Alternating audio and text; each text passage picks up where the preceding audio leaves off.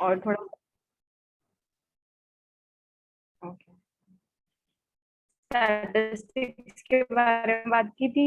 Numbers की study को statistics बोलते हैं इन लेमैन्स लैंग्वेज। ये हिस्ट्री की बात की थी। फिर मीनिंग, जो भी क्वांटिटेटिव डाटा होगा वो हम इंक्लूड करेंगे स्टैटिस्टिक्स में। फिर हमने बोला कि कौन से स्टेटमेंट कौन से डेटा को स्टैटिस्टिक्स बोलेंगे।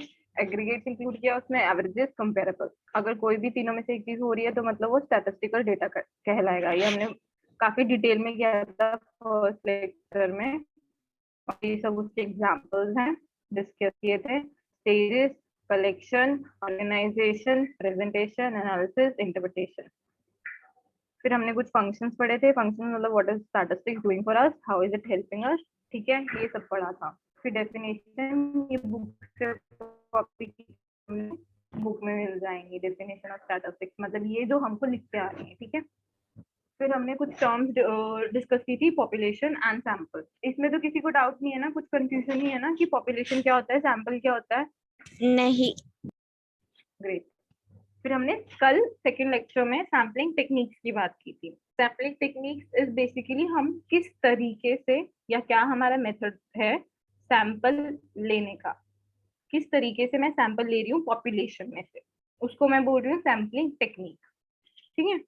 फिर हमने कल टाइप्स ऑफ सैम्पलिंग डिस्कस कर लिया था। टाइप्स ऑफ सैम्पलिंग में हमने डिस्कस किया था एक प्रोबेबिलिटी सैम्पलिंग, एक non probability sampling. Probability sampling हम उसको रैंडम सैम्पलिंग भी बोलते हैं। प्रोबेबिलिटी सैम्पलिंग मतलब जब मेरे पास जो पॉपुलेशन का एलिमेंट है उसके पास अच्छी खासी अपॉर्चुनिटी है सिलेक्ट होने की, very high probability of being selected into a sample, ठीक है। इसमें लिखा है सैंपल इज सिलेक्टेड रैंडमली, मतलब बिना सोचे समझे। रैंडम मतलब बिना सोचे समझे मैं सैंपल उठाने वाली हूँ, तो बिना सोचे समझे उठाऊंगी तो सब एलिमेंट्स के पास इक्वल प्रोबेबिलिटी होगी सिलेक्ट होने की सैंपल में। So everyone has equal chance to be selected. और प्रोबेबिलिटी सैम्पलिंग हम लोग कहाँ यूज करते हैं? जब हमारे पास बहुत डाइवर्स पॉपुलेशन है, हमारे पास बहुत ऑप्शन हो चूज करने के सैंपल पॉपुलेशन में से सैंपल लेने के, ठीक है। प्रोबेबिलिटी सैम्पलिंग थोड़ी एक्यूरेट होती है, नॉन प्रोबेबिलिटी सैम्पलिंग से ज्यादा एक्यूरेट होती है। फिर हमने नॉन प्रोबेबिलिटी सैम्पलिंग की बात की थी। नॉन प्रोबेबिलिटी सैम्पलिंग मैं वहां यूज करती हूँ जब मेरे पास पॉपुलेशन लिमिटेड है।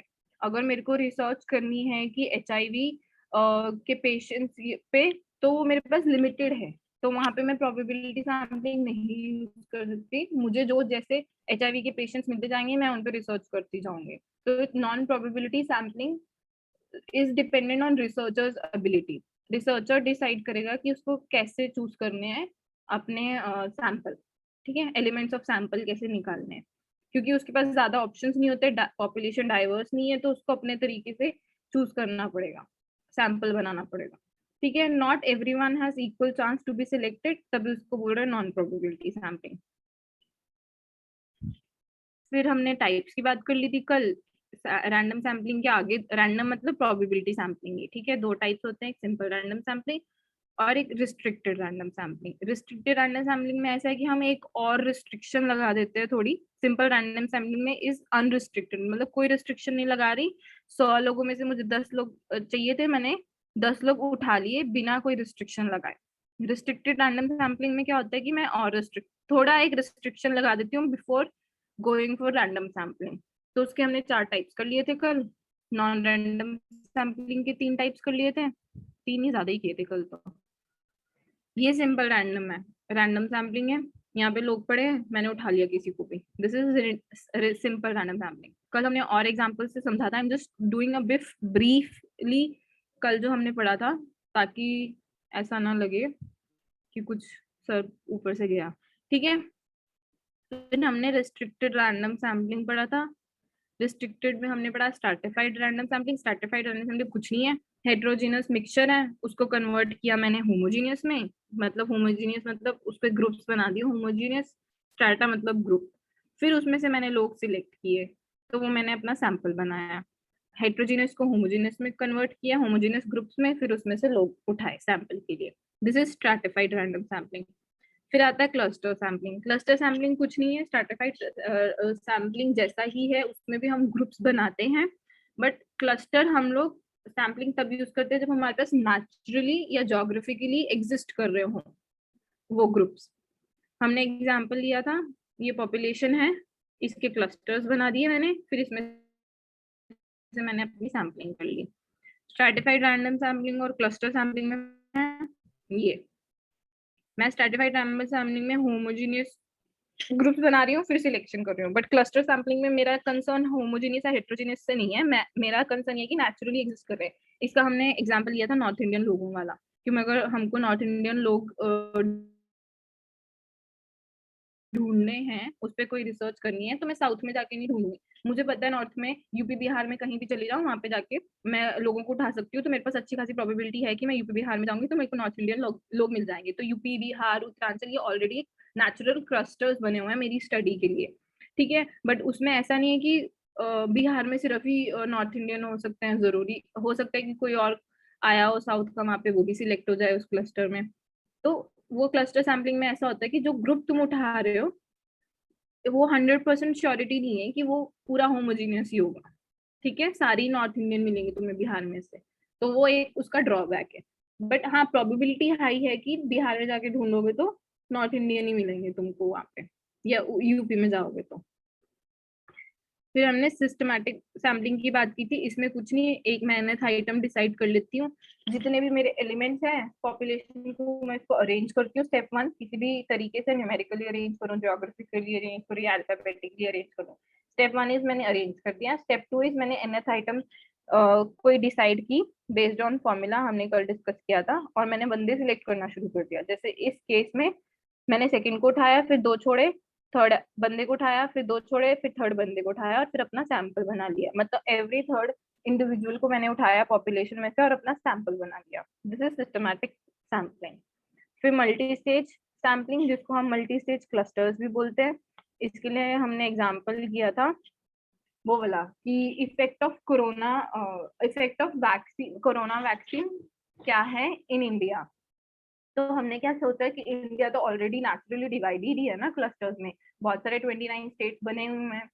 फिर मैंने 29 स्टेट्स को अपने 29 क्लस्टर्स मान लिया। उन 29 क्लस्टर्स में से मैंने कुछ स्टेट्स को सिलेक्ट कर लिया, सपोजिटली 5 स्टेट्स को सिलेक्ट कर लिया, वो मेरे सिलेक्टेड क्लस्टर हो गया। फिर 5 स्टेट में से मैंने आगे उसकी डिस्ट्रिक्ट डिवाइड कर दी। वो डिस्ट्रिक्ट भी नेचुरल क्लस्टर्स ही अवेलेबल है, नेचुरल ग्रुप्स अवेलेबल है। फिर मैंने डिस्ट्रिक्ट को सिलेक्ट कर लिया कुछ किसी सैम्पलिंग मेथड से। फिर डिस्ट्रिक्ट के अंदर सिटीज बने हुए हैं, फिर मैंने किसी सैम्पलिंग मेथड से सिटीज को सिलेक्ट कर लिया, फिर मैंने अपनी रिसर्च कर ली। मैं हर सिटी में जाके, हर डिस्ट्रिक्ट में जाके, हर स्टेट में जाके नहीं अपना इफेक्ट चेक कर सकती थी, तो मुझे मल्टी स्टेट सैम्पलिंग लगानी पड़ी। मल्टी स्टेट क्लस्टर सैम्पलिंग लगा के मैंने अपना स्टडी कर लिया। मल्टी स्टेज मतलब बहुत सारी स्टेजेस आ रही है, क्लस्टर्स बन रहा है, फिर नेक्स्ट स्टेज में फिर से क्लस्टर्स बन रहे हैं, फिर सैम्पलिंग कर रहे हो, फिर अगली स्टेज में फिर से क्लस्टर्स बना रहे हो, फिर सैम्पलिंग कर रहे हो, ठीक है। ये होता है मल्टी स्टेज क्लस्टर सैम्पलिंग। ये हमने वो नहीं, बस पिक्टोरियल रिप्रेजेंटेशन है कि ये सिंपल रैंडम सैम्पलिंग है, किसी को भी उठा लो कहीं से भी। फिर ये सिस्टमैटिक है, किसी एक तरीके से उठा रहे हो तुम, एक सिस्टम बनाया तुमने कि हाँ इस nth बंदे को उठाओगे। फिर स्ट्रैटिफाइड सैम्पलिंग मतलब होमोजीनियस ग्रुप्स में बनाया, ये सारे ग्रीन सारे ब्लू, फिर उसमें से सिलेक्ट किए लोगों को। फिर क्लस्टर सैम्पलिंग मतलब ये ऑलरेडी बने हुए हैं, ऑलरेडी पड़े हैं ये लोग अलग अलग, ऑलरेडी हैं, इसमें से जाके मैंने किसी भी क्लस्टर को उठा लिया, ठीक है, उसको बोलते हैं क्लस्टर सैम्पलिंग। क्लियर है इतना? किसी को कुछ पूछना हो? नहीं ये क्लियर। कल हमने डिटेल में सब कुछ डिस्कस किया था, इसलिए मैं फास्ट फॉरवर्ड मोड पे बता रही हूँ। बट इन एनी केस अगर किसी को पूछना है कुछ तो बोल देना, ठीक है। फिर हमने नॉन प्रोबेबिलिटी सैम्पलिंग की बात की थी। नॉन प्रोबेबिलिटी सैम्पलिंग इज जिसमें मेरे पास बहुत सारे पॉपुलेशन में एलिमेंट्स नहीं है, तो मैं प्रोबेबिलिटी इंक्रीज नहीं कर सकती कि मेरे पास अच्छा ट्रू रिप्रेजेंटेटिव हो एज अ सैंपल पॉपुलेशन का। तो थोड़ा कॉम्प्रोमाइज होता है नॉन प्रोबेबिलिटी सैम्पलिंग में, क्योंकि मेरे पास लोग ही नहीं है, तो मैं अच्छा सैंपल नहीं बना सकती, एक ट्रू रिप्रेजेंटेटिव नहीं बना सकती पॉपुलेशन का। तो इसमें हमको जो भी मिलता जाएगा उससे हम लोग रिसर्च करते जाएंगे अपनी। इसमें हमने मतलब रिसर्चर की एबिलिटी पे डिपेंड करता है, ठीक है। वो इसको नॉन रैंडम सैम्पलिंग भी बोलते हैं। फिर हमने बोला था convenience sampling. Convenience sampling is nothing कि रिसर्चर बोल रहा है कि मेरी कन्वीनियंस से मैं उठा लूंगा सैंपल, ठीक है। अगर हमने एग्जांपल लिया था कि अगर मेरे को पूरे इंडिया के स्कूल पे कुछ रिसर्च करनी है, तो रिसर्चर बोल रहा है कि चिल करो, जो पास वाला स्कूल है उससे उठा के ले आओ स्टूडेंट्स। तो उसने अपनी कन्वीनियंस देखी पास वाले स्कूल में गया, वहीं पे अपना रिसर्च कर लिया, खत्म कर दिया। ठीक है, तो इसमें क्या होगा, ऑब्वियसली कुछ कुछ लोग रह जाएंगे, सारे कैरेक्टरिस्टिक्स ऑफ पॉपुलेशन नहीं आ पाएंगे सैंपल में, क्योंकि उसने अपनी कन्वीनियंस देखी। ठीक है, फिर वॉलंटरी सैम्पलिंग मतलब जो सामने से आ जाए। अगर मैं स्कूल वाला एग्जांपल लूँ तो मैं दिल्ली के स्कूल पे रिसर्च कर रही थी, किसी पंजाब वाले स्कूल को पता लगा, तो पंजाब वाला स्कूल बोलता कि हमको भी रिसर्च में इन्वॉल्व होना है, तो हमको भी ले लो। तो ये हो गया वॉलंटरी सैम्पलिंग, कि सामने से खुद लोग आ रहे हैं रिसर्च में पार्ट लेने के लिए। फिर हो गया पर्पस सैम्पलिंग। पर्पस वो सैम्पलिंग के लिए हमने डिस्कस किया था वो ड्रग्स वाला केस। ठीक है, अगर कोई हमें को रिसर्च करनी है कि what is the effect of drugs on health, है ना, तो मैं अभी लोगों को जाके ड्रग्स तो दे नहीं सकती, मेरे को बहुत सारे लोग मिलेंगे भी नहीं इंडिया में इतना इजीली कि हाँ ये कोई आके सामने से मुझे बोलेगा मैं ड्रग्स लेता हूँ तो आप मेरा रिसर्च कर लो। तो फिर मेरे को नॉन प्रोबेबिलिटी सैम्पलिंग करनी पड़ेगी, मुझे जो जो जैसे जैसे लोग मिलते जाएंगे मैं उन पर रिसर्च करती जाऊंगी। तो मैंने एक पर्पस जजमेंटल या पर्पस पर्पस सैम्पलिंग में ये होता है कि एक पर्पस के हिसाब से मैं सैम्पलिंग कर रही हूँ कि मेरे को ड्रग एडिक्ट चाहिए ताकि मैं ड्रग का इफेक्ट जान पाऊं हेल्थ पे। ठीक है, पर्पस है मेरा कुछ इन्वॉल्व उसमें, तो वो हो गया पर्पस पर्पसिव सैम्पलिंग। फिर हमने बात की थी स्नोबॉल सैम्पलिंग की। स्नोबॉल क्यों बोलते हैं, मैंने एग्जांपल बना के बताया था, यहाँ पे स्नोबॉल छोटा होता है, ये स्नो लेता जाता है, फिर बड़ा होता रहता है, स्नो लेता रहता है, तो एंड में आके स्नोबॉल इतना बड़ा हो जाता है ना। ये इसीलिए इसको स्नोबॉल सैम्पलिंग बोलते हैं। इसका एग्जांपल बताया था कि सपोजिटली मैं ड्रग्स के ऊपर मैं अगर वो रिसर्च कर रही हूँ, तो मेरे को कोई एक ड्रग एडिक्ट मिला, उसने मेरे को रिसर्च में हेल्प किया, फिर उसने बोला कि अच्छा मेरा भाई भी है एक, या मेरा दोस्त भी है एक, वो भी ड्रग एडिक्ट है, उसको भी ले लो आप। तो उसको मैंने पकड़ लिया, फिर उसके और दोस्त मिलके मिले मुझे रिसर्च के लिए, उनके आगे और दोस्त मिले हमें। तो ये हमने जय हो वाला एग्जाम्पल भी कल डिस्कस किया था। ठीक है, जिस जय हो वाला बोलता नहीं है कि आगे तुम 3 लोगों को हेल्प कर देना, फिर आगे और 3 लोगों को हेल्प कर देना, चेन बना, चेन सैम्पलिंग भी बोलते हैं इसलिए से इसको। तो ये कुछ ऐसा दिखता है कि अंकल थे,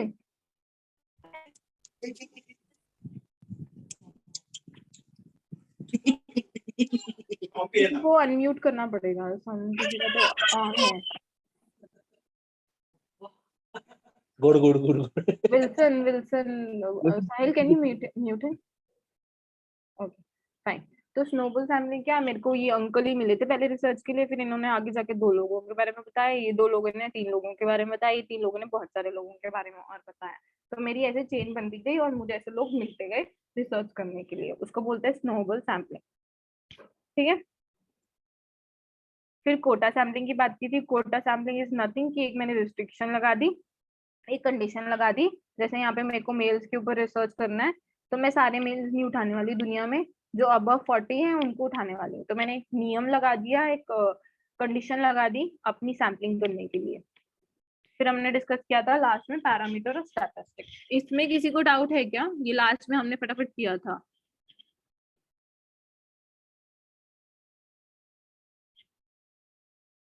गाइस इसमें किसी को डाउट है कुछ भी जो अभी पढ़ाया है, कल वाला लेक्चर देख लेना, उसमें बहुत सारे डिटेल में टाइप्स डिस्कस किया था हमने, टाइप्स ऑफ सैम्पलिंग। आगे बढ़े क्या? हाँ जी, कूल। एक पैरामीटर स्टैटिस्टिक्स बता दीजिए। हाँ वही करा रहे, दिख रहा है।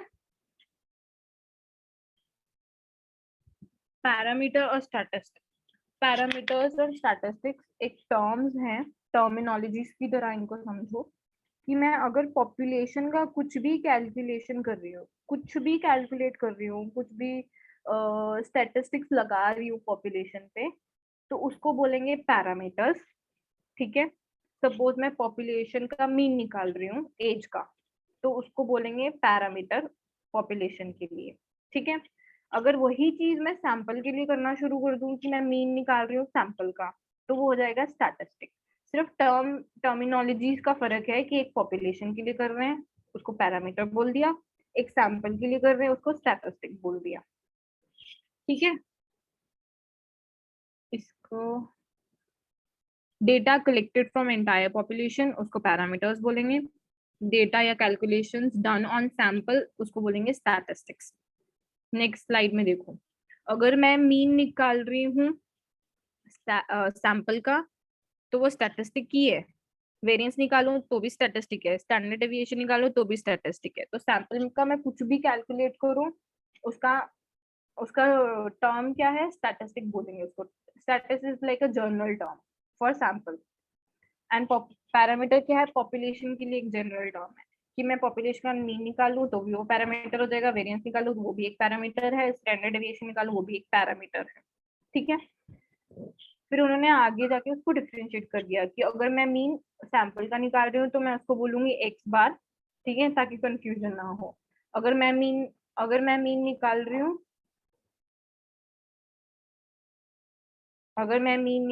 हूँ पॉपुलेशन का तो मैं उसको बोलूंगी म्यू। ठीक है, अगर मैं वेरिएंस निकाल रही हूँ सैंपल का तो उसको बोलूंगी एस स्क्वायर, अगर मैं निकाल रही हूँ पॉपुलेशन का तो उसको बोलूंगी सिग्मा स्क्वायर। अगर मैं स्टैंडर्ड डेविएशन निकाल रही हूँ सैंपल का तो उसको बोलूंगी मैं एस एक्स, अगर मैं स्टैंडर्ड डेविएशन निकाल रही हूँ population sorry left side is sample right side is population, तो अगर मैं स्टैंडर्ड डेविएशन निकाल रही हूँ पॉपुलेशन का तो मैं उसको बोलूंगी सिग्मा। अभी किसी को कुछ डाउट है क्या, पैरामीटर क्या होता है और स्टैटिस्टिक क्या होता है? मीन वेरिएंस स्टैंडर्ड डेविएशन इसको छोड़ दो, ये लोग हम ये आगे वाले चैप्टर्स में पढ़ेंगे कि ये क्या क्या होते हैं, ये भी स्टैटिस्टिकल मेजर्स ही हैं, कैलकुलेशंस हैं जो हम करते हैं सैंपल पे या फिर पॉपुलेशन। ठीक है, किसी को डाउट है पैरामीटर क्या होता है, स्टैटिस्टिक क्या होता है? No doubt. ठीक है, आगे बढ़ते हैं। अब बात करते हैं वेरिएबल। आज से क्लास शुरू होती है जो हमने कल नहीं किया था। ठीक है, आज की क्लास शुरू होगी वेरिएबल से। अभी बताओ मेरे को, what do you all understand by the word variable?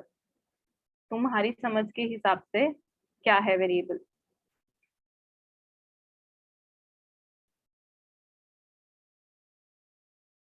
कोई भी?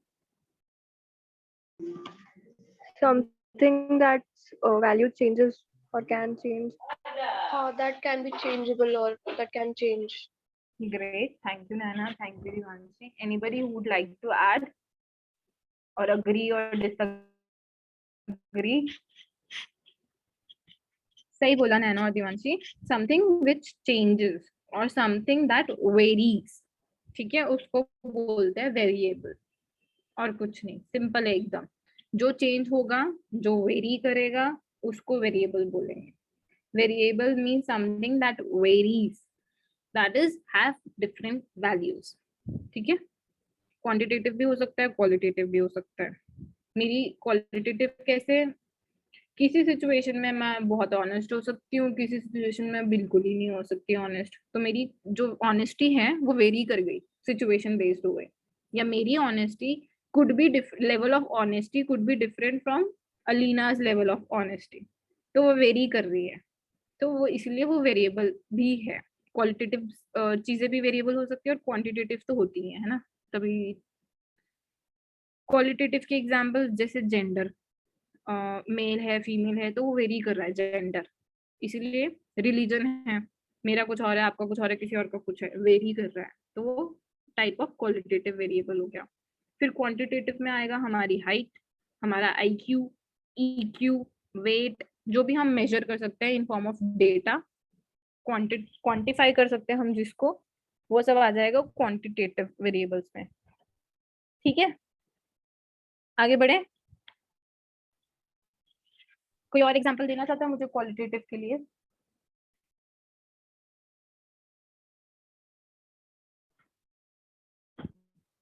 चलो आगे बढ़ते हैं। वेरिएबल्स की देखो, हमारी बुक में बहुत ही लिमिटेड दिए हुए हैं टाइप्स ऑफ वेरिएबल्स। वैसे बहुत सारे होते हैं, बहुत तरह के वेरिएबल्स होते हैं। मैंने इसमें लिस्ट डाउन कर दिया है, बट हम लोग सब नहीं करेंगे क्योंकि बुक में नहीं है, तो आने भी नहीं वाला है कहीं पे।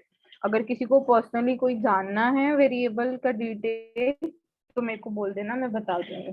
ठीक है, बहुत तरीके के वेरिएबल्स होते हैं, इंडिपेंडेंट, डिपेंडेंट, ये दोनों हम करने वाले हैं। फिर intervening variable, control variable, moderator variable, extraneous variable, ये भी हम करेंगे, कॉन्टिन्यूस वेरिएबल, डिसकॉन्टिन्यूस वेरिएबल। तो ऐसे बहुत तरीके के वेरिएबल्स होते हैं, बट हम सब नहीं डिस्कस करेंगे। अगर किसी को जानना है तो मुझे पर्सनली मैसेज कर देना, मैं डिटेल बता दूंगी, बट अभी जो हमारी बुक में मेंशन है वो कर लेते हैं, ठीक है। Independent variable and dependent variable, कोई मुझे समझा सकता है एग्जांपल से कि इंडिपेंडेंट वेरिएबल क्या होगा और डिपेंडेंट वेरिएबल क्या होगा? I think what the name suggests, तो अगर नेम जैसे जो उसका है उसके अकॉर्डिंग चले तो dependent variable is something that is dependent on something और द अदर थिंग, और इंडिपेंडेंट वो होगा जो किसी पे डिपेंड नहीं करता चेंज होने के लिए, something like that. Okay, anyone else कोई एग्जांपल देना चाहता है what Naina has shared with us उसके सिंक में? नो, चलो ठीक है, आगे बढ़ते हैं। जैसे नैना ने बोला, independent variable are the variables that can be manipulated or changed by the researchers not by other variables in the experiment. Simple भाषा में अगर मैं बोलूं तो इंडिपेंडेंट वेरिएबल वो वेरिएबल है जिसको हम वेरी कर रहे हैं, ठीक है। रिसर्चर वेरी कर रहा है या मैनिपुलेट कर रहा है या चेंज कर रहा है, क्यों? क्योंकि उसको स्टडी करनी है उसका इफेक्ट किसी और चीज पे, ठीक है। एग्जाम्पल देती हूँ तो बेटर क्लैरिटी आएगी। पहले डिपेंडेंट वेरिएबल डिस्कस कर लेते हैं। डिपेंडेंट वेरिएबल वो होता है, जैसे मैंने किसी वेरिएबल, मैंने बोला इंडिपेंडेंट वेरिएबल को मैं चेंज कर रही हूँ, रिसर्चर बैठ के किसी एक वेरिएबल को चेंज कर रहा है, तो उस चेंज का इफेक्ट किसी भी चीज पे तो आएगा ना। वो चीज जिस पे इफेक्ट आ रहा है उस इंडिपेंडेंट वेरिएबल को चेंज करने से, उसको बोल रहे हैं dependent variable. Dependent variable it shows the result of manipulating independent variable, ठीक है। इस पे एग्जांपल से समझते हैं। अगर supposedly, do we have any coffee lovers here? I love coffee. Yes. Yes, I also love coffee. I'm a coffee fan. Thank you. तो अगर एक रिसर्च स्टडी करनी है कि कॉफी का इफेक्ट क्या होता है, effect of coffee consumption on sleep, कौन लोग हैं जो कॉफी पीते हैं स्लीप भगाने के लिए? मुझे कॉफी पी के नींद आती है, जाती नहीं। मेरा उल्टा है थोड़ा। नैना का मैकेनिज्म उल्टा चल रहा है थोड़ा। मेरा थोड़ा उल्टा है। मैं जब कॉफी पीती हूँ ये सोच के कि नींद नहीं लाऊंगी, उसी वक्त कॉफी पी के नींद आती है। हाँ, I can understand. कभी कभार वो होता है मेरे साथ भी। बट अगर वो ब्लैक कॉफी हो तो जाती है नींद, फिर नहीं आती। हाँ, if it's just plain with ice, you're set. जाते रहो। ठीक है, तो चलो, मेरा रिसर्च का ऑब्जेक्टिव क्या है कि मेरे को कॉफी का इफेक्ट देखना है स्लीप पे। तो रिसर्चर क्या करेगा,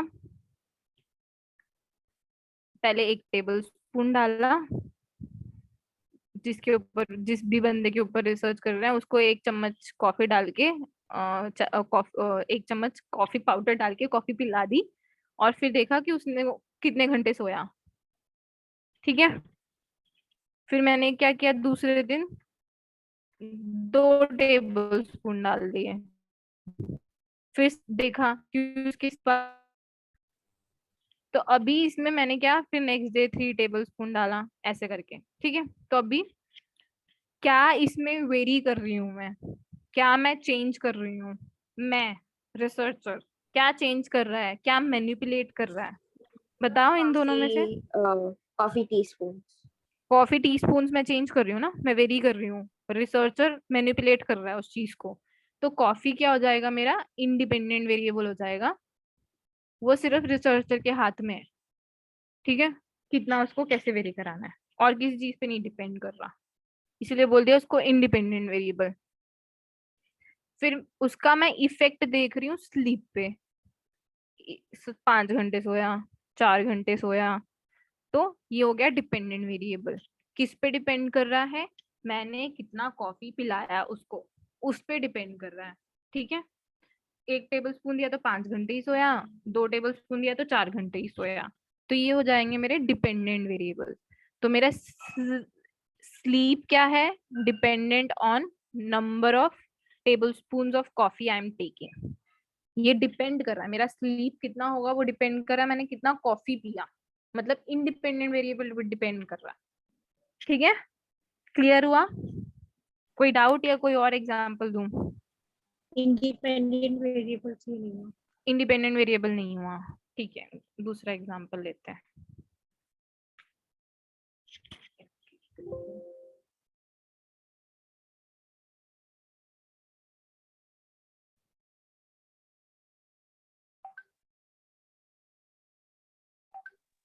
आपकी स्क्रीन शो नहीं। अभी दिख रहा है? हाँ जी। चलो एक एग्जांपल लेते हैं जो यहाँ पे रखा है मैंने। ठीक है, अभी मेरे को देखना है कि मेरे को हाइट ऑफ प्लांट चेक करनी है। ठीक है, कैसे, किस बेसिस पे, मैं कितना पानी दे रही हूँ। फर्स्ट केस में ये हो गया केस 1, मैंने थोड़ा सा ही पानी दिया उसको। ठीक है, ये केस 2, पहले दिन मैंने क्या किया, उसको थोड़ा सा ही पानी दिया। सेकेंड डे मैंने क्या किया, उसको और ज्यादा पानी दिया। ठीक है, तो मैं क्या वेरी कर रही हूँ पानी को? कौन? मैं माने रिसर्चर। तो रिसर्चर के कंट्रोल में है। रिसर्चर क्या बोल रहा है कि पहले दिन उसको 2 बूंद पानी दो और दूसरे दिन उसको 4-5 बूंद पानी दे दो। तो अभी पहले दिन जब मैंने उसको पानी दिया उसके बाद मैंने देखा कि प्लांट कितना ग्रो हुआ, तो इट्टू सा ही हुआ। तो मैंने क्या चेक किया कि पानी का इफेक्ट उसकी हाइट पे कितना आ रहा है। फिर मैंने ज्यादा पानी दिया, फिर उसका इफेक्ट देखा कि उसकी हाइट कितनी बढ़ी, तो थोड़ी ज्यादा बढ़ी।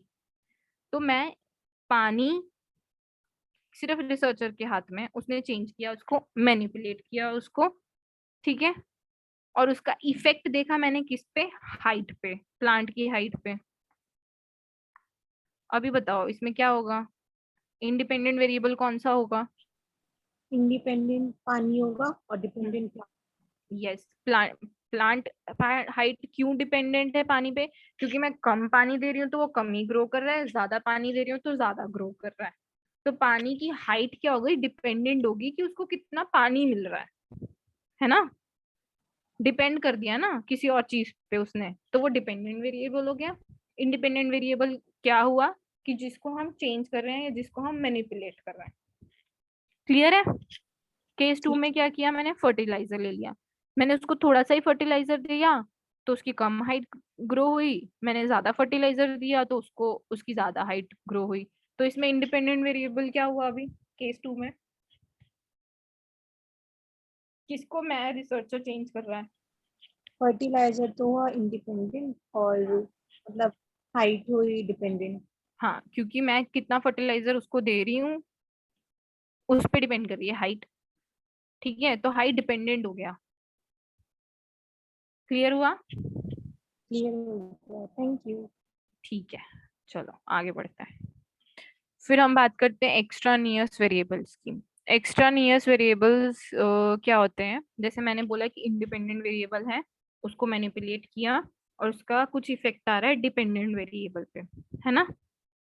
फिगर को छोड़ दो, फिगर को मत देखो, अभी सिर्फ सुनो। अगर मैंने बोला कि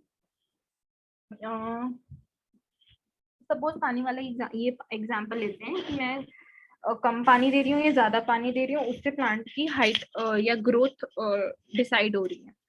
बट अगर मैं पानी दे ही जा रही हूँ और उसकी ग्रोथ हो ही नहीं रही फिर भी, है ना, इंडिपेंडेंट वेरिएबल को मैं चेंज करती जा रही हूँ, मैनिपुलेट करती जा रही हूँ, फिर भी मेरा इफेक्ट उतना नहीं आ रहा डिपेंडेंट वेरिएबल पे। हाँ जी, एक्सट्रेनियस वेरिएबल एक तरीके से वो नहीं होगा, मतलब जो एनवायरनमेंट या फिर वो चीजें तो हमारे हाथ में नहीं है। फॉर वही एग्जांपल होता है वो। सनलाइट ज्यादा आ रही है या पानी बारिश ज्यादा आ गया, हम लोग अपनी तरफ से जितना कर सकते थे कर रहे हैं, बट बारिश आ गई हाँ एकदम हाँ से, हाँ हाँ, या वही है, एकदम से धूप बहुत ज्यादा आ गई तो वही है ना। हाँ वही है, तो बेसिकली मैं पानी देती जा रही हूँ फिर भी उसकी हाइट उतनी नहीं बढ़ रही जितना बढ़नी चाहिए थी। तो ये रीजन हो सकता है कि हाँ क्या पता उसको सनलाइट कम मिल रही हो, है ना, या फिर हो सकता है उसमें कीड़े लग गए हों नीचे, मैं कितना भी पानी दे जाऊं नीचे कीड़े लगे हुए हैं और वो ग्रो नहीं कर रहा है। तो कुछ ऐसे फैक्टर्स होते हैं जो हमारे बियॉन्ड आर कंट्रोल होते हैं, ठीक है। We don't have control over such variables, उनको बोलते हैं एक्स्ट्रानियस वेरिएबल्स। बहुत सारे और टाइप्स के भी वेरिएबल्स होते हैं, बट जो पर्टिकुलरली एक्स्ट्रानियस वेरिएबल होता है that is something which is beyond our control, जिसको हमको रिसर्च में अकाउंट तो जरूर करना है बट उसके बारे में हम कुछ कर नहीं सकते, ठीक है। एग्जाम्पल देती हूँ, अगर मेरे को सपोजिटली रिसर्च करना है, स्कूल में जाके डिफरेंट डिफरेंट स्कूल्स में गई और मेरे को ये रिसर्च करना है कि जो टीचिंग स्टाइल है टीचर्स का, टीचिंग स्टाइल, टीचिंग मेथड है, उससे बच्चों के टेस्ट स्कोर्स पे क्या इफेक्ट आ रहा है। तो मेरा टीचिंग मेथड हर स्कूल में डिफरेंट हो सकता है, तो वो हो जाएगा independent variable. Teaching method different different है, उसका मैं इफेक्ट स्टडी कर रही हूँ टेस्ट स्कोर्स पे, तो वो हो जाएगा डिपेंडेंट वेरिएबल, ठीक है। बट अभी समझो, मैं टीचर ने बहुत अच्छा पढ़ाया और जो इफेक्ट था मतलब टेस्ट स्कोर था या फिर डिपेंडेंट वेरिएबल था वो फिर भी अच्छा नहीं आया।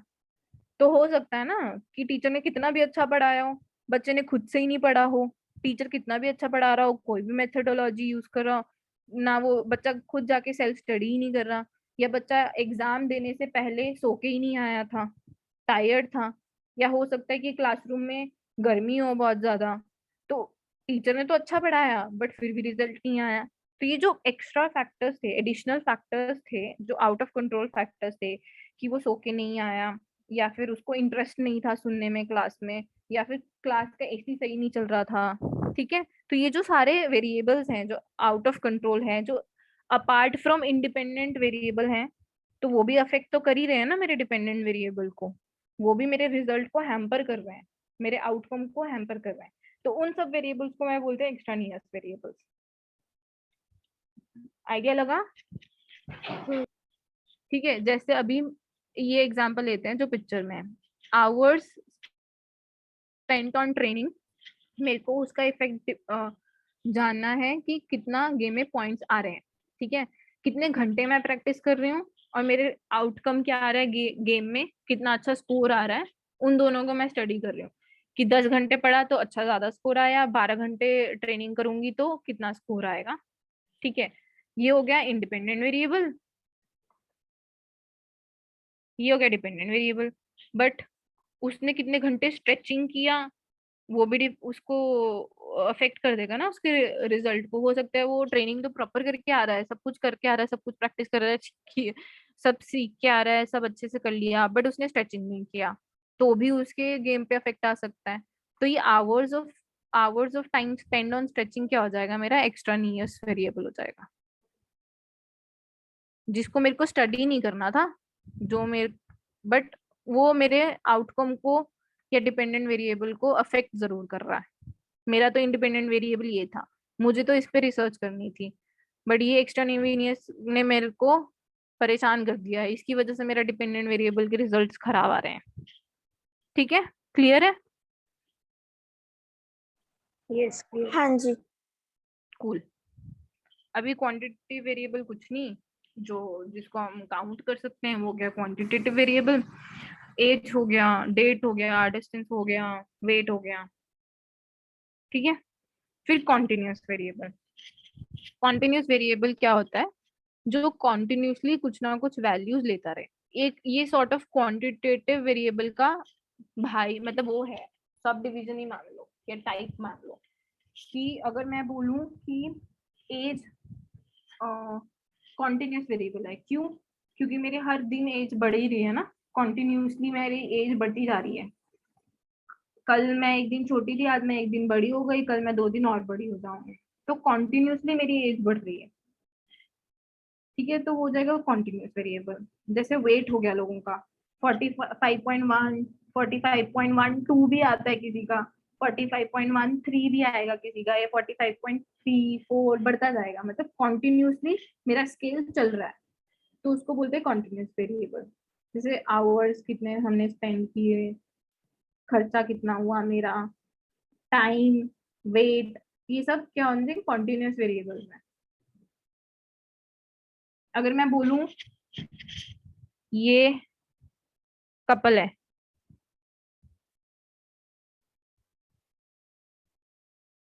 ये पता लग रहा है ये फीमेल है ठीक है, इसके बाल हैं ये बहुत सारे। अगर मैं इसके बोलूं कि इसके इनका एक बच्चा है, क्लियर है, कुछ सुनाई दे रहा है ना? हाँ जी, हाँ जी, दे रहा है। मैं बोलूं इनका एक बच्चा है, तो मैं क्या बोलूंगी, कभी बोल सकती हूँ कि इनका 1.5 बच्चा है? ये बोल सकती हूँ क्या 1.5 बच्चा है उनका? नहीं। नहीं. तो एक के बाद क्या आएगा, सीधा 2 आएगा। ऐसे नहीं हो सकता कि ए 1.2 1.1 1.2 1.3 इतने बच्चे हैं इनके, तो ये कॉन्टिन्यूस वेरिएबल होगा चिल्ड्रन ये तो नंबर? डिसकंटिन्यूस हो गया ना। हाँ, तो ये नहीं होगा। तो ऐसे वाली चीजें नहीं होती हैं कॉन्टिन्यूस चीजें, मतलब वो जो एकदम चलती रहे 1.1 1.2 1.3, ये हो गया कॉन्टिन्यूस वेरिएबल। तो जो मतलब कॉन्टिन्यूस नहीं, हाँ कॉन्टिन्यूस वेरिएबल वो है जो इंटीजर्स नहीं होते, जो नंबर्स, हाँ वो कह सकते कॉन्टिन्यूस हो, वेरिएबल हो गया। ठीक है। और डिसकंटिन्यूस वेरिएबल क्या हो गया, ये वाला जो एक कुछ पर्टिकुलर वैल्यूज ही लेंगे, 1 बच्चा 2 बच्चा 3 बच्चा, इंटीजर्स। इंटीजर्स में नेगेटिव्स भी आते हैं, तो मैं इंटीजर्स नहीं बोलना चाहती थी उसको, ठीक है। डिसकंटिन्यूस वेरिएबल्स या फिर डिस्क्रीट वेरिएबल्स जो हमने डिस्कस किया अभी, समझे? समझो ही समझे। कॉन्टिन्यूस वेरिएबल डिस्क्रीट वेरिएबल में डिफरेंस क्लियर हुआ? हाँ जी। मेहर, अलीना, किसी को कोई डाउट? कंटिन्यूस में थोड़ा सा डाउट है। कॉन्टिन्यूस में थोड़ा सा डाउट है। जी जी। कॉन्टिन्यूस मतलब जो चलता जाए, ठीक है, कॉन्टिन्यूसली उसकी वैल्यू आती जाए। कॉन्टिन्यूस इज सब type of quantitative variable. Quantitative variable क्या होता है, जिसमें डेटा होता है, जिसमें नंबर्स होते हैं। अभी डेटा मेरा 2 टाइप का हो सकता है, देखो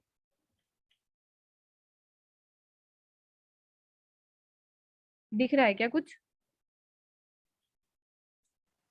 यहाँ पे भी वॉइस ब्रेक हो रही थी बहुत। Sorry, क्वांटी quantitative data. Quantitative data मतलब जिसमें नंबर्स हो। अभी वो 2 टाइप्स के हो सकते हैं, कॉन्टिन्यूस वाले या डिसकंटिन्यूस,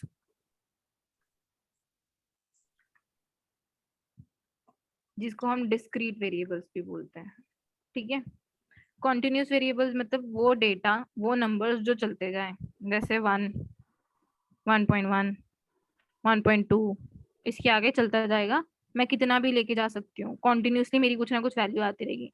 2.1 1 2.12 2.13, मतलब कुछ ब्रेक नहीं हो रहा है, कॉन्टिन्यूसली एक सीरीज चलती जा रही है, कॉन्टिन्यूसली मेरे पास डेटा है, ठीक है।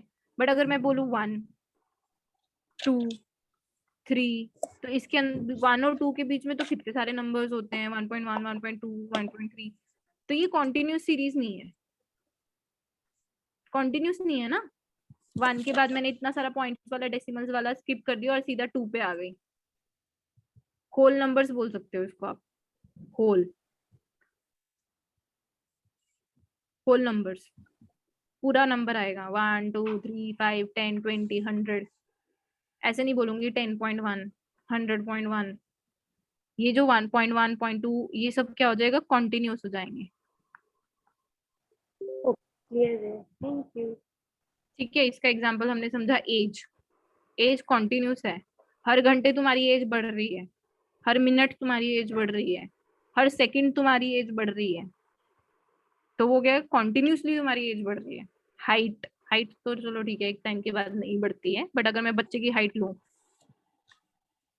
अब उसकी कॉन्टिन्यूसली हाइट बढ़ रही है, 5.1 होती है, 5.111 होती है, 5.21 होती है, तो कॉन्टिन्यूसली बढ़ रही है, तो हो जाएगा वो कॉन्टिन्यूस वेरिएबल। फिर हो जाएगा डिसकॉन्टिन्यूस वेरिएबल। उसका एग्जाम्पल लिया मैंने, एक बच्चा है किसी का, मैं नहीं बोलती 1.5 बच्चा है किसी का, मैं बोलती हूँ एक बच्चा है या तो फिर 2 बच्चा है, और एग्जांपल चाहिए क्या इसके? समझ आ गया? Thank you. ठीक है, तो एज और हाइट ऐसे सब चीजें हो जाएंगी कॉन्टिन्यूस। ठीक है, अगर मैं बोलूँ एक प्लेट खाना दे दो, मैं तो नहीं उसको बोलती था कि 1.1 प्लेट खाना दे दो यार। तो वो हो जाएगा डिसकॉन्टिन्यूस, मतलब कॉन्टिन्यूटी में नहीं चल रहा, डिस्क्रीट वैल्यूज ले रहा है या होल नंबर वैल्यू ले रहा है। ठीक है, क्लियर? Clear. अभी तक किसी को कोई भी डाउट है डिस्कस करने वाला? No doubt. नहीं. तो आगे बढ़ते हैं। अभी जो हमको टॉपिक करना है वो हम बुक से करेंगे, क्योंकि बुक में अच्छे से दिया हुआ है, तो मैंने उसकी स्लाइड्स नहीं बनाई। ठीक है, research of statistics in role of statistics in research करना है, तो अपनी बुक से ही करेंगे। मैं बुक कर रही हूँ डाउनलोड, तब तक तुम कुछ बोल सकते हो। तब तक till then can I see quantitative variable and qualitative? अच्छा,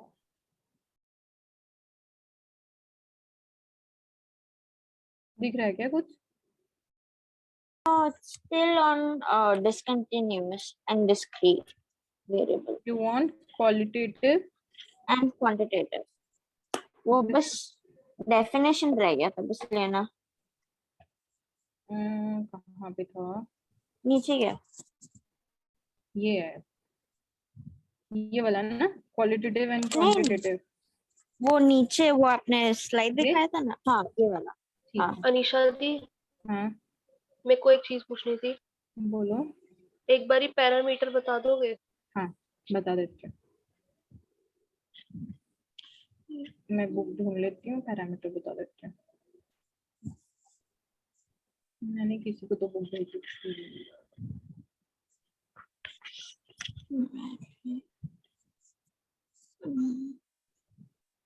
कोई है जिसको पैरामीटर एकदम अच्छे से क्लियर हो गया हो? कोई हेल्प कर सकता है हमारी? डिस्कस कर लेते हैं पैरामीटर से सब लोग क्या समझ रहे हैं, तो और क्लैरिटी आएगी सबको। सुनैना, अलीना, महर, तुम सबको क्लियर है पैरामीटर क्या होता है? दिवांशी, मतलब किसी को क्लियर नहीं है और कोई पूछ नहीं रहा था। मैं तो डेफिनेशन नोट कर रही थी.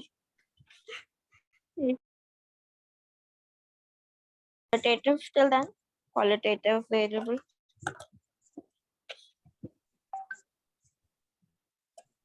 क्वालिटेटिव ये क्वांटिटेटिव।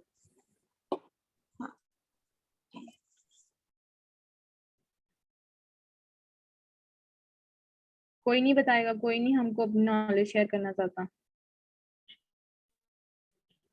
सब नॉलेज छुपा के रखना चाहता है। कोई नहीं बताने वाला नैना को पैरामीटर क्या होता है।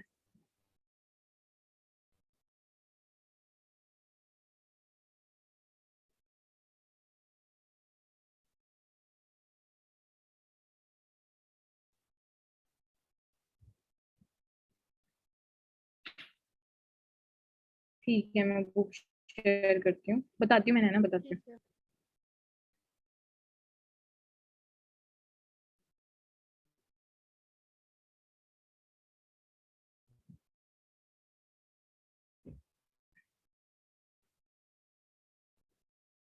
दिख रहा है सबको?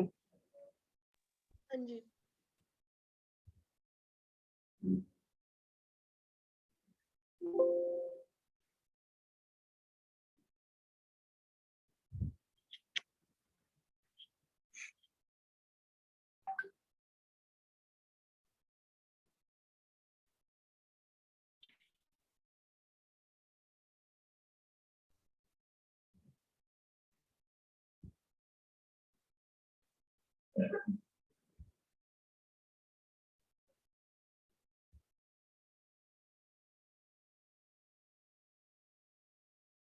सो गया वो?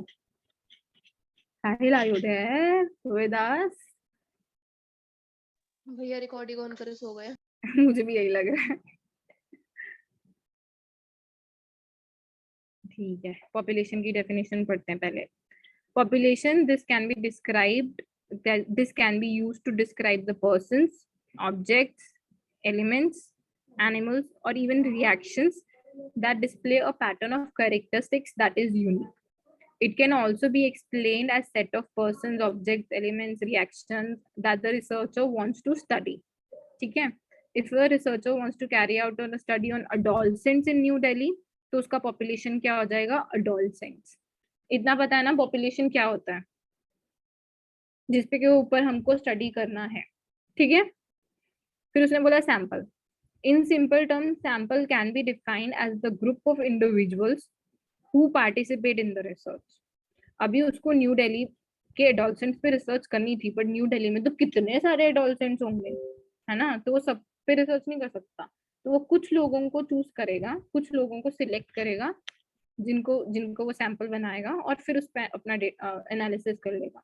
If we take the example of adolescents in New Delhi discussed above, it is not feasible for the researcher to contact and collect data from all the adolescents in New Delhi.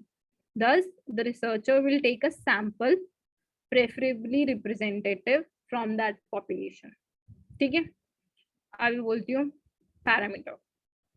A parameter can be termed as a value that provides information about the population that is being investigated in the research. ठीक है? It can be described as a measure of the population and refers to the indices. ये तो मतलब जो भी indices, correlation, mean, mode, जो भी मैं population का calculate कर रही हूँ ना, मतलब मैंने बोला कि 1000 लोग हैं adolescents न्यू दिल्ली में, तो मैं हजारों के पास जाके वैल्यू लिया, तो उसके ऊपर जो मैं मीन कैलकुलेट कर रही हूँ या मैं कोरिलेशन निकाल रही हूँ या फिर मैं जो भी कैलकुलेशन कर रही हूँ, स्टैटिस्टिकल कैलकुलेशन मैं पॉपुलेशन पे कर रही हूँ, तो वो कहलाएगा पैरामीटर. ठीक है? बट वही अगर मैंने जो 1000 में से 20 लिए लोग, 1000 लोग थे न्यू दिल्ली में एडोलसेंट, मैंने लिए 50 लोग लिए सपोज, जाके उसको मैंने अपना सैंपल बनाया, बस अब मैं 50 लोगों के पास ही जाके डेटा ले रही हूँ, तो वो जो डेटा ले रही हूँ उस पर जो मैं स्टैटिस्टिकल मेजर्स लूंगी या मैं उस पर जो कैलकुलेशंस करूंगी, उन सबको मैं बोल दूंगी स्टैटिस्टिक. तो सैंपल का जो मैं कैलकुलेट कर रही हूँ उसको मैं स्टैटिस्टिक बोल रही हूँ, अगर मैं पॉपुलेशन का कैलकुलेट कर रही हूँ तो मैं उसको बोल रही हूँ पैरामीटर. क्लियर हुआ? As aspects of a population are measured by a parameter, aspects of a sample are measured by statistics. Thus, the researcher will measure the weight of, say, 500 newly born infants, a sample representing all the inborn. अभी new inborn infants तो पूरे बहुत सारे होंगे ना पूरे country में, but उसने क्या किया, उससे 500 न्यूली बॉर्न इन्फेंट्स का सैंपल लिया और उसका एवरेज वेट कैलकुलेट कर लिया. तो जो उसने एवरेज वेट 500 इन्फेंट्स का कैलकुलेट किया वो गया स्टैटिस्टिक. बट अगर वो सारे इंडिया के न्यूबॉर्न इन्फेंट्स का डेटा लेता फिर उसको कैलकुलेट करता तो वो बन जाता उसका पैरामीटर. सेम चीज एवरेज वेट पॉपुलेशन में पैरामीटर बन जाता और सैंपल में करती हूँ तो वो स्टैटिस्टिक बन जाता. मतलब पूरी पॉपुलेशन का अगर एवरेज निकाला जाए तो वो पैरामीटर है. यस. और अगर एक पर्टिकुलर सैंपल का तो वो स्टैटिस्टिक है. ठीक है? और एग्जांपल चाहिए कि क्लियर हो गया? हो गया. पक्का है ना? लग नहीं रहा आवाज से? नहीं हो गया, मैं पढ़ रही थी साथ में डेफिनेशन. हाँ, वेरिएबल्स हमने डिस्कस कर लिए. इंडिपेंडेंट वेरिएबल क्या होता है? That is manipulated by the researcher.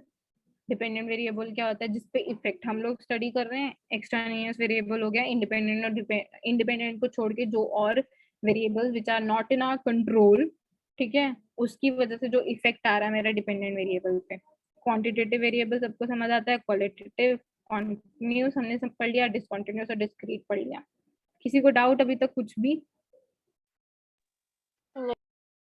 नहीं. Cool. आगे बढ़ते हैं. Statistics as a subject area has vast scope and application, जो हमने फर्स्ट लेक्चर में पढ़ा था. It finds its application in fields like policy making, management, education, marketing, agriculture, medicine. जो भी आप तुम लोग सोच सकते हो सब मेरे स्टैटिस्टिक्स लगता है. ठीक है? अभी हमारा क्या है? Our discussion in this regard will mainly focus on psychological research. अब हम psychology पढ़ रहे हैं तो हम psychology के हिसाब से statistics को पढ़ेंगे. Statistics मैं कैसे psychology में use कर रही हूँ, psychological research में use कर रही हूँ, उसको पढ़ेंगे. ठीक है.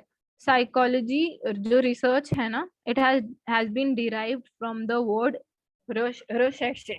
French word है, इसको ऐसे pronounce करते हैं recherche. ठीक है. recherche का मतलब क्या होता है? To travel through, या फिर सर्वे करना, या फिर इन्वेस्टिगेट करना.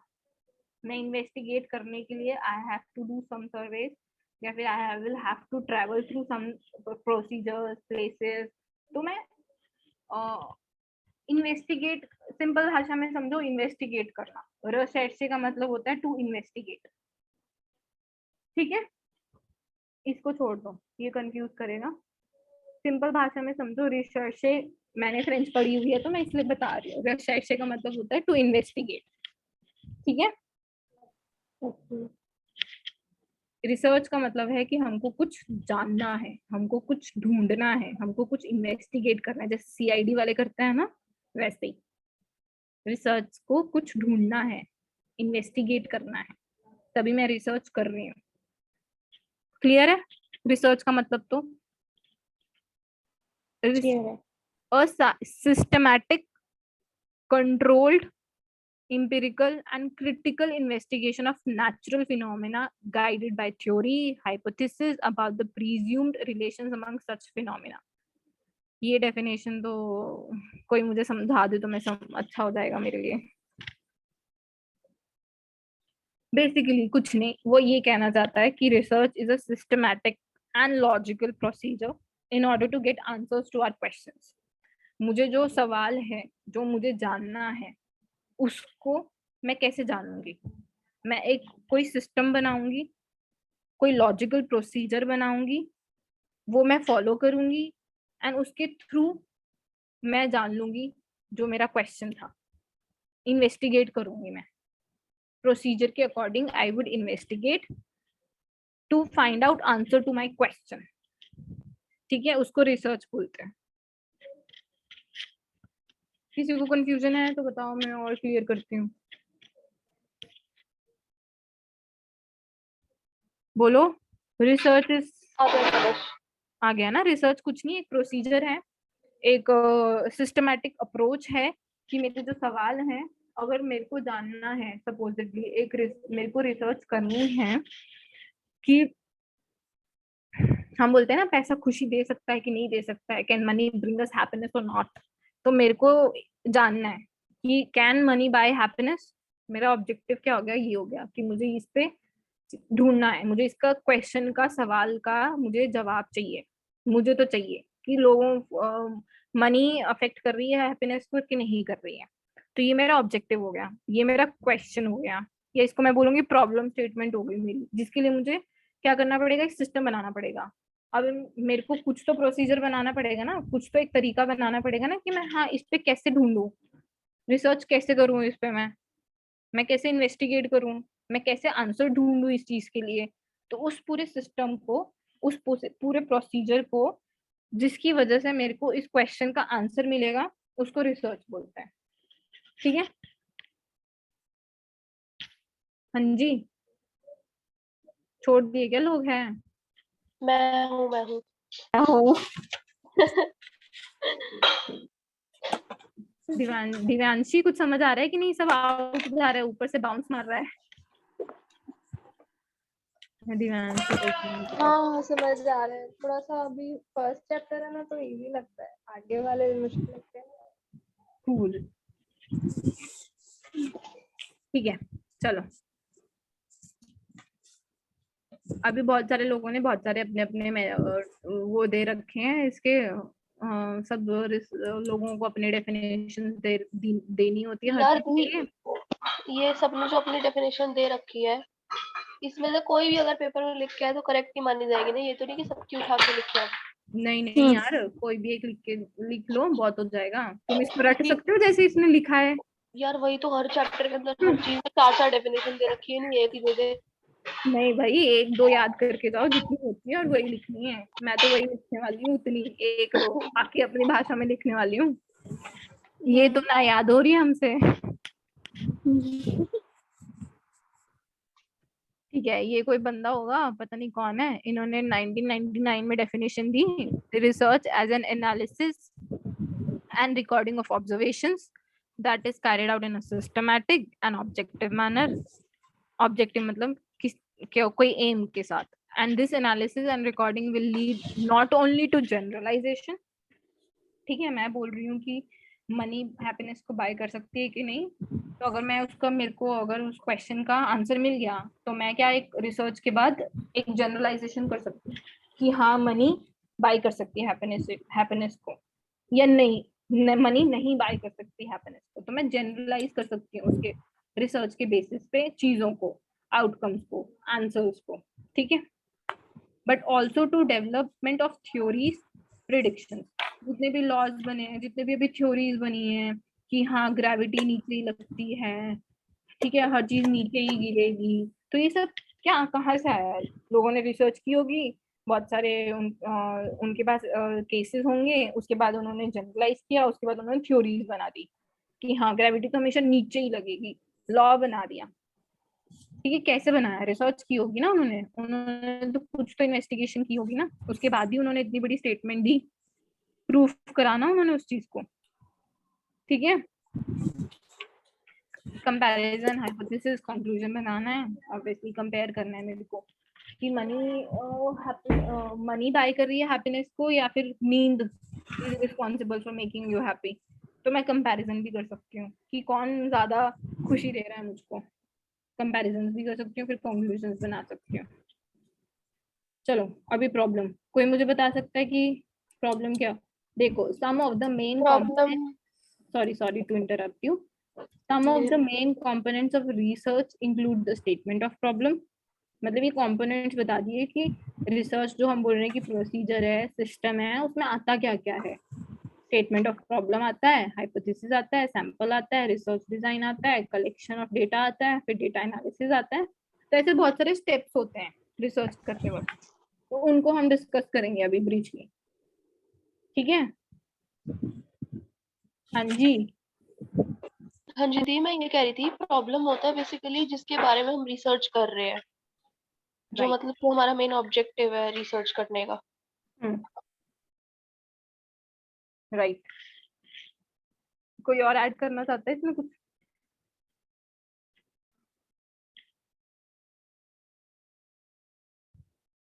Anybody who wants to add to this definition? अरे खुलाइए सामने, देख के भी बोल सकते हो। मेरा हाइलाइटर,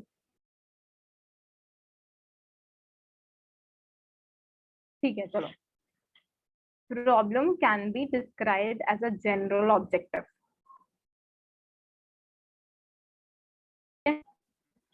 किसी को कुछ गड़बड़ दिख रही है क्या? कुछ गड़बड़ हो रही है क्योंकि यहाँ पे दीदी हो रही है तो दिखेगी ना। ठीक है, problem can be described as a general objective. Highlight नहीं हो रहा क्या? हो रहा है ना? हो रहा है हो रहा है। हाँ, problem can be described as a general objective of the study. मेरा रिसर्च करने को ऑब्जेक्टिव क्या है, ठीक है, मुद्दा क्या है मेरे पास, क्यों स्टडी करनी है मेरे को, उसको बोलते हैं problem. Thus, if a researcher wants to study relationship between perceived parental behavior and self-concept of adolescents, then the statement of problem will be to study the relationship between perceived parental behavior and self-concept of adolescents. ये हो जाएगी मेरी statement of problem। मतलब मेरे को research क्या करनी है, दैट इज मेरा स्टेटमेंट ऑफ प्रॉब्लम। ठीक है, ऑब्जेक्टिव क्या है मेरा, क्लियर? हाइपोथेसिस पे चलें। हाँ जी। यहाँ पे बहुत सारे स्टेप्स मिसिंग भी हैं, है ना? रिसर्च में और भी बहुत सारे स्टेप्स आते हैं। पहले हम प्रॉब्लम स्टेटमेंट डिफाइन करते हैं, फिर सेकंड स्टेप में हम लोग रिव्यू ऑफ लिटरेचर भी करते हैं। अभी मेरे को ये मैंने ऑब्जेक्टिव बना तो लिया कि मेरे को पेरेंटल का परसीव पेरेंटल बिहेवियर को स्टडी करना है with the self concept of adolescents, ये मैंने प्रॉब्लम बना लिया। बट हो सकता है कि पहले भी किसी ने इस पर रिसर्च करके रखी हो, है ना। मैं ही तो नहीं हूँ कि इतना विद्वान जो सोच के बैठी हुई हूँ कि हाँ ऐसा कुछ हो सकता है कि मनी कैन बाय हैप्पीनेस और नॉट।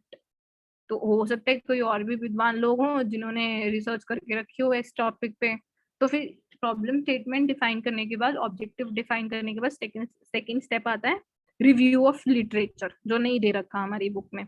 तो मेरे को लिटरेचर पढ़नी पड़ती है, बहुत सारे लोग, दूसरे रिसर्चर के लोगों का वर्क पढ़ना पड़ता है, उन्होंने क्या क्या थ्योरीज दी, क्या क्या रिसर्च की, वो सब पढ़ना पड़ता है। उसके बाद मैं आगे प्रोसीड करती हूँ। ये ना हो कि मैं महीने से लगी हुई हूँ रिसर्च करने, कंक्लूजन निकालने, बाद में मुझे पता लग रहा है कि अरे ये तो ऑलरेडी किसी रिसर्चर ने करके रखा हुआ था, है ना। तो फिर फालतू हो गई ना तुम्हारी तो मेहनत। इसलिए रिव्यू करना पड़ता है पहले, जो ऑलरेडी काम हो रखा है उस डायरेक्शन में। ठीक है। अगर मेरे को सपोजिटली स्टडी करना है कि आई पैनिक अटैक्स के बारे में मेरे को स्टडी करना है, ठीक है, कुछ भी रिसर्च करनी है पैनिक अटैक्स को लेके, तो मैं क्या करूंगी, पहले पढ़ूंगी कि ऑलरेडी लोगों ने क्या रिसर्च कर रखी है, कौन से कॉजेज हैं पैनिक अटैक के, कौन सी थ्योरीज बन रखी हैं ऑलरेडी पैनिक अटैक के कॉजेज के ऊपर। उसके बाद मैं अपना रिसर्च शुरू करूंगी ताकि रिपीटेशन ना हो फालतू की। फिर थर्ड स्टेप आता है हाइपोथेसिस बनाने का, डेवलपमेंट ऑफ हाइपोथेसिस बोलते हैं इसको। हाइपोथेसिस को एक्सप्लेन कर सकता है मुझे कि व्हाट इज हाइपोथेसिस, नैना को छोड़ के? Hypothesis, अच्छा ठीक। अरे लोग भाग गए, 7 ही लोग रह गए, कौन भाग गया? दिव्यांशी छोड़ के चली गई, उसको नहीं आ रहा कुछ समझ। Hypothesis could be your theory or what your idea is, like why are you doing it? That you have a certain idea in your head and you want to, so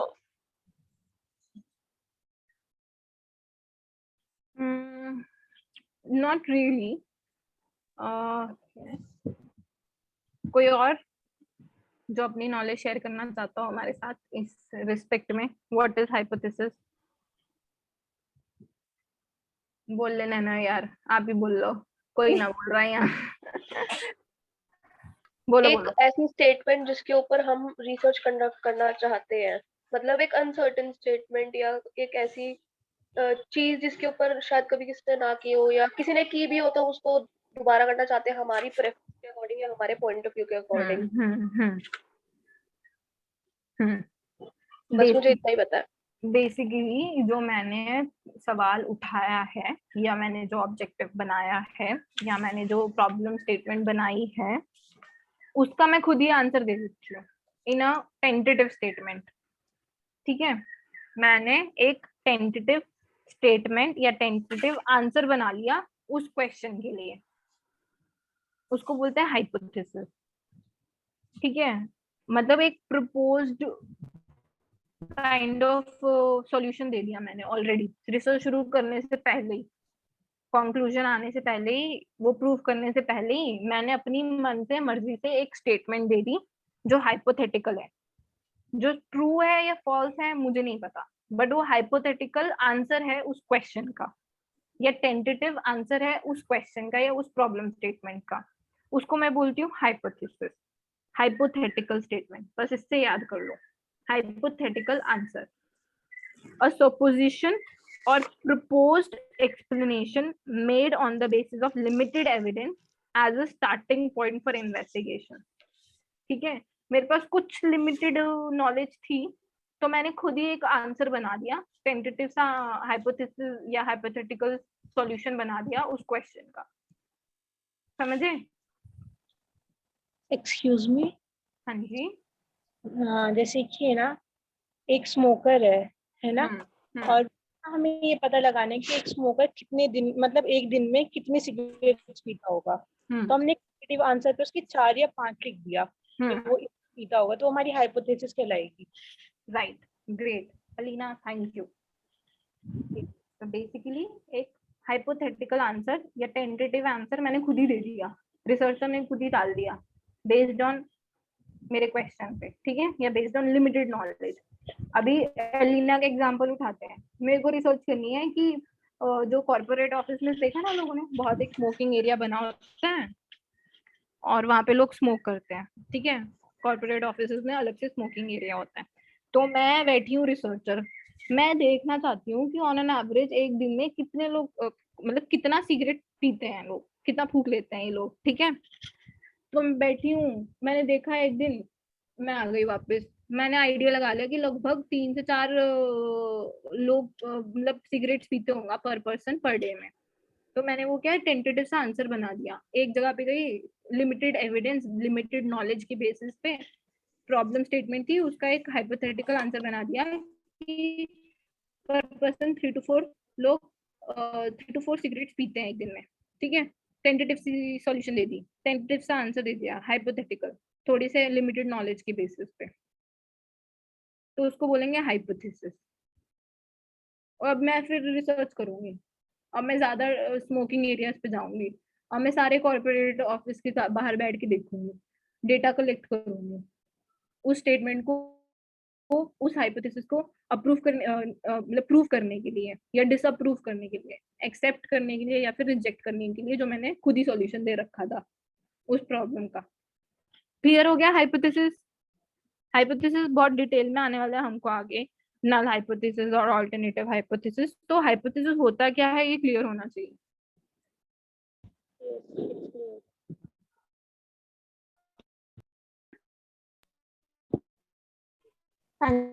दो तीन लोग हैं हमारे पास great, I got a thumbs up. चलो आगे बढ़ते हैं। Based on the statement of the problem, hypothesis can be formulated. These are tentative statements that are tested with the help of scientific research. Hypothesis दो type की होती है, null hypothesis, alternative hypothesis. ऐसे तो और भी टाइप्स की होती है हाइपोथेसिस, पर हमारे बुक के हिसाब से मतलब अल्टरनेटिव, नल हाइपोथेसिस और अल्टरनेटिव हाइपोथेसिस। फिर एक सिंपल हाइपोथेसिस होता है, कॉम्प्लेक्स हाइपोथेसिस होता है, लॉजिकल हाइपोथेसिस होता है, एम्पिरिकल हाइपोथेसिस होता है, तो बहुत सारे टाइप्स होते हैं। बट हम लोग फोकस करेंगे, नैरो डाउन करेंगे सिर्फ नल और अल्टरनेटिव हाइपोथेसिस, ठीक है। ये आगे पढ़ेंगे हम टाइप्स। फिर सैंपल तो हमको पता ही है, any studies carried out on sample, बहुत पढ़ लिया सैंपल तो हमने। फिर रिसर्च डिजाइन की बात करते हैं। रिसर्च डिजाइन क्या होता है?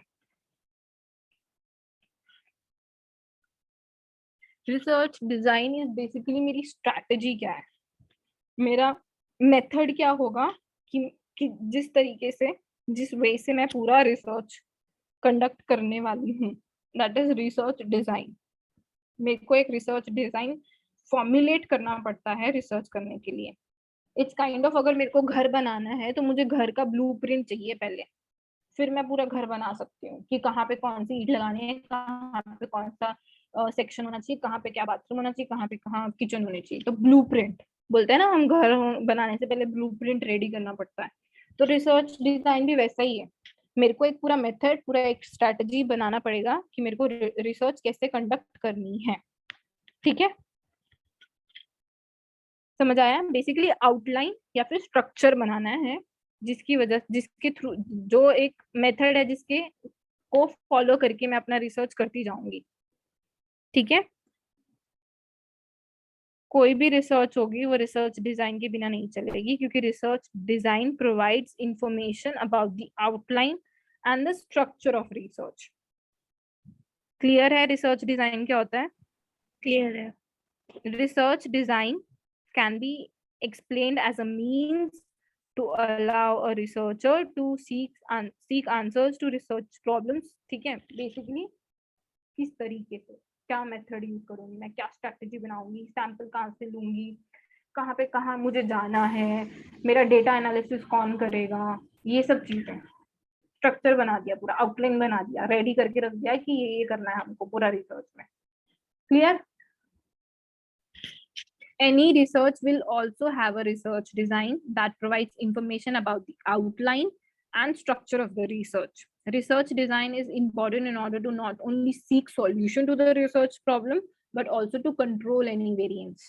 मतलब मैंने रिसर्च डिजाइन बनाया ही नहीं, मैंने कुछ पहले सोचा ही नहीं, तो मैंने ये भी नहीं सोचा कि हाँ मेरे रिसर्च को कौन सी चीजें अफेक्ट कर सकती है या कौन सी चीजें कंट्रोल कर सकती है। तो मैं जब रिसर्च डिजाइन बैठ के बनाती हूँ ना, तो मैं ये सब फैक्टर्स को इंक्लूड करती हूँ कि अच्छा ये गड़बड़ हो सकती है, अच्छा ये चीज आउट ऑफ कंट्रोल जा सकती है, अच्छा ये वेरिएबल भी अफेक्ट कर सकता है, वो सब चीजें। ठीक है। Thus, research design can be explained and means to allow a researcher to seek answers to research problems in an objective, valid, and accurate manner, keeping in mind the economical aspect. Economics भी देखनी है मुझे, मैं नहीं जा सकती हर corporate office में दिल्ली के या कंट्री के, बहुत कॉस्टली पड़ जाएगा मेरे को। तो वो सब कॉस्ट इफेक्ट फैक्टर्स भी देखने पड़ते हैं जब मैं रिसर्च का पूरा डिजाइन बना रही हूँ या आउटलाइन बना रही हूँ। अब ये there are various design like experimental design, non experimental design, quasi experimental design, factorial design, ये सब पढ़ने के लिए पढ़ लो। अगर किसी को कोई डिटेल जाननी है कि ये होता क्या क्या है तो मुझे तुम पर्सनली मैसेज कर देना, मैं समझा दूंगी। अभी अपनी बुक में रिक्वायर्ड नहीं है तो मैं डीप नहीं समझा रही है टर्म्स को। ठीक है, फिर बात करते हैं कलेक्शन ऑफ डेटा की। The next component of research is to collect data. मैंने ऑब्जेक्टिव डिफाइन कर लिया अपना, मैंने रिसर्च डिजाइन बना दिया अपना, मेरे को सैंपल कहाँ से लेना है वो भी डिसाइड कर लिया, मैंने डेटा क्या क्या कलेक्ट करना है वो मैं डिसाइड करूंगी। Data can be collected with the help of standardise psychological test. ठीक है, बेसिकली मैं डेटा कैसे कलेक्ट करने वाली हूँ, मैं इंटरव्यूज लेने वाली हूँ लोगों के, या मैं बैठ के सिर्फ ऑब्जर्व करने वाली हूँ, या मैं लोगों से क्वेश्चंस पूछने वाली हूँ, या मैं जाके लोगों का सर्वे करने वाली हूँ। आता नहीं आजकल बहुत सारा ये गूगल फॉर्म सर्वे आते हैं, ये फॉर्म आते हैं गूगल फॉर्म्स की, ये भर दो, ये क्वेश्चन के लिए ये आंसर दे दो। तो वो क्या कर रहे हैं, डेटा ही कलेक्ट कर रहे हैं ना इन अ वे, हमसे डेटा मांग रहे हैं हमसे उनकी रिसर्च के लिए। ठीक है, मतलब बहुत सारे तरीकों से मैं डेटा कलेक्ट कर सकती हूँ। मैं इंटरव्यू भी ले सकती हूँ, मैं ऑब्जर्वेशन भी कर सकती हूँ बैठ के, मैं क्वेश्चन भी भेज सकती हूँ, जैसे गूगल फॉर्म हो गया डेटा कलेक्ट करने के लिए। तो मैं वो डिसाइड कर लूंगी मेरे को कौन से वे से डेटा कलेक्ट करना है। फिर डेटा एनालिसिस, अभी डेटा आ गया हमारे पास, ठीक है, तो डेटा को एनालिसिस भी करना पड़ेगा, क्वांटिटेटिवली या क्वालिटेटिवली, जैसा भी तरीके का डेटा है हमारे पास, मेरे को उसके कैलकुलेशंस करनी पड़ेंगी। और मैं वो कैसे करूंगी, स्टैटिस्टिकल टेक्निक्स को यूज करके करूंगी, एनालिसिस करूंगी जो भी डेटा आया। फिर मैं कंक्लूजन्स बनाऊंगी उसके ऊपर कि अच्छा बेटा ये मैं डेटा लेके आई, इसका मैंने स्टैटिस्टिकल मेजर्स लिए, ये सब कैलकुलेट किया, तो कंक्लूजन क्या आ रहा है। फिर उस कंक्लूजन्स के बेसिस पे मैं जनरलाइजेशंस निकालूंगी। ये जनरल स्टेटमेंट ये है कि हाँ मनी तो बाय कर सकती है हैप्पीनेस को। मैंने ये जो कंक्लूजन दिया या मैंने ये जनरलाइजेशन दिया वो किस बेसिस पे दिया, मैंने जाके लोगों से पूछा होगा, रिसर्च की होगी, डेटा कलेक्ट किया होगा, वो डेटा को एनालिसिस किया होगा, कोई एक कंक्लूजन आया होगा उन डेटा के बेसिस पे, फिर उसके बाद मैंने जनरलाइज किया फिर सब चीजों को। ठीक है, पढ़ना है क्या, ये पढ़ देते हैं। Based on the results obtained in data analysis, conclusions are drawn and the researcher is in a position to generalize the results to the population. ठीक है, कुछ एग्जाम्पल थी, उसके कुछ कंक्लूजन्स आए। अभी मेरे जो कंक्लूजन आए उसके बेसिस पे मैं जनरल स्टेटमेंट ये जनरलाइजेशंस दूंगी पूरी पॉपुलेशन के लिए। ठीक है, the above discussed components are relevant to understand before we move। ठीक है, ये तो अभी वो आ जाएगा पूरा नॉर्मल डिस्ट्रीब्यूशन, स्टैटिस्टिक्स, ये सब। Statistics plays an important role during various stages of research. For instance, while drawing a sample from population for research, statistics can be adequately used। जो हमने सैम्पलिंग टेक्निक्स पढ़ी इतनी सारी पिछली क्लास में, तो वो क्या है, स्टैटिस्टिक्स का पार्ट ही है ना। टाइप्स ऑफ सैम्पलिंग टेक्निक्स ही तो मुझे हेल्प कर रही है पॉपुलेशन में से सैंपल लेने के लिए। Sample size for research can be determine with the help of statistics. कल हमने डिस्कस किया था, एक पोल में क्वेश्चन आया था सैम्पलिंग एरर वाला। सैम्पलिंग एरर क्या होता है, तो मैं जितना अपना सैंपल साइज बढ़ा लूंगी उतना मेरा सैम्पलिंग एरर रिड्यूस होता रहेगा। जितना सैंपल साइज मैं अच्छा लूंगी, बड़ा लूंगी, उतना मेरे पॉपुलेशन के करीब आती रहूंगी। मतलब उतने मेरे पैरामीटर्स उतने मेरे ट्रेट्स मैच करना शुरू हो जाएंगे पॉपुलेशन को। तो ये किसने सिखाया मेरे को कि हाँ सैंपल साइज कितना कैसे लेना है, वो किसने सिखाया, स्टैटिस्टिक्स ने सिखाया। Certain formula can be used to compute sample size। ये भी स्टैटिस्टिक्स दिखा रही है कि कितना सैंपल साइज लेना है। सैंपल साइज इज बेसिकली कितने एलिमेंट्स हैं मेरे सैंपल में, उसको बोलते हैं sample size. Further, in test development, statistics can be used in order to ascertain the reliability and validity of the test. ये हमारे बुक में नहीं दिया हुआ रिलायबिलिटी क्या होता है, वैलिडिटी क्या होता है, बट ये इंपॉर्टेंट कॉन्सेप्ट्स हैं जो सबको पता होने चाहिए, ठीक है। अपने एनसीईआरटी में बहुत अच्छे से बताया गया है रिलायबिलिटी क्या होता है, वैलिडिटी क्या होता है। अगर किसी को डाउट है तो पूछ लेना मुझसे personally. Techniques like factor analysis can be used effectively for reduction of data. ये भी एक स्टैटिस्टिकल टेक्निक है जिसको हम यूज करते हैं, क्यों, किसके लिए, रिडक्शन ऑफ डेटा के लिए, ठीक है। ये भी हम लोग साइकोलॉजिकल टेस्टिंग्स में यूज करते हैं। फिर नॉर्मल डिस्ट्रीब्यूशन है, वो तो हम पढ़ेंगे लास्ट चैप्टर अपना। Statistics plays an important role in analysing quantitative data collected by researcher. यही तो हमने डेफिनेशन पढ़ी थी स्टैटिस्टिक्स की। The data can be organised, classified, stages and analysed. Stages पढ़ा था ना फर्स्ट क्लास में, stages of class statistics. Organisation करते हैं, classify, analysis using various statistical techniques, ताकि हम इन्फरेंसेस ड्रॉ कर पाएं, कंक्लूजन्स ड्रॉ कर पाएं, डिसीजन मेकिंग कर पाएं। ये सब हमने फर्स्ट में पढ़ा था, फर्स्ट लेक्चर में, ठीक है। The results thus obtained can be meaningfully summarized and conclusions can be drawn and predictions can be made from the same. ये हम लोग नेक्स्ट क्लास में पढ़ेंगे। डिस्क्रिप्टिव स्टैटिस्टिक्स क्या होता है और इन्फरेंशियल स्टैटिस्टिक्स क्या होता है। फिर पैरामीटर नॉन पैरामीट्रिक स्टैटिस्टिक्स होती हैं, फिर यूनिवेरिएंट, बाईवेरिएंट, मल्टीवेरिएंट होती हैं। ये क्या क्या होता है अगली क्लास में पढ़ लेंगे। ये पढ़ना है अभी? नहीं, नेक्स्ट क्लास में। ठीक है, समझ आया यार जितना था आज पढ़ाया? मुझे ना किसी प्रॉब्लम में प्रॉब्लम आ रही है। प्रॉब्लम में प्रॉब्लम आ रही है? हाँ, कौन था? अलीना। अलीना। प्रॉब्लम की प्रॉब्लम कौन सॉल्व करेगा? हेल्प करो यार, चलो जिसको समझ आ गया उसको समझाना पड़ेगा यार, नॉलेज शेयर करो यार।